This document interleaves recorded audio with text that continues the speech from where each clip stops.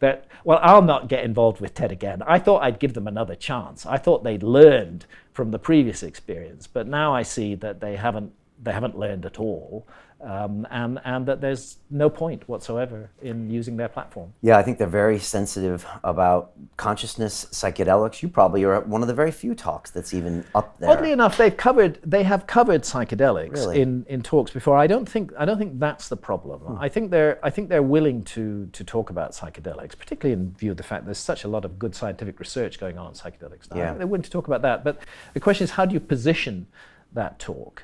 If you were to suggest, as I do, that in altered states of consciousness we may access valuable and useful information, which may be of fundamental importance to humanity, that's a step too far for an organization. And then they like call TED. it pseudoscience Yeah. or something, and then they kind of redact some of those accusations. Yeah. Yeah. I had Lawrence Krauss in here, and he did the movie with Richard Dawkins, The Unbelievers. And Right. I think both of them have this theory that, you know, the consciousness, there really isn't anything more to it from a scientific viewpoint.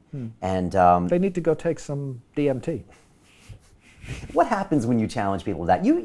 Someone challenged Richard Dawkins to that. I challenged Richard Dawkins when he came to speak in my hometown, which is Bath, and he spoke in the public library. So I thought I'd go along, and he was promoting a book called The Magic of Reality. So I wanted to question him about his views on reality. And my question to him, which I recorded and put on YouTube, and his answer, was that there are cultures who believe that reality is much more complicated than just matter, and that they believe that drinking a visionary substance like ayahuasca can give them access to those realms. Have you ever, as a scientist, tested your own prejudices by working with one of these substances and seeing what the effect that the experiences have on your thinking?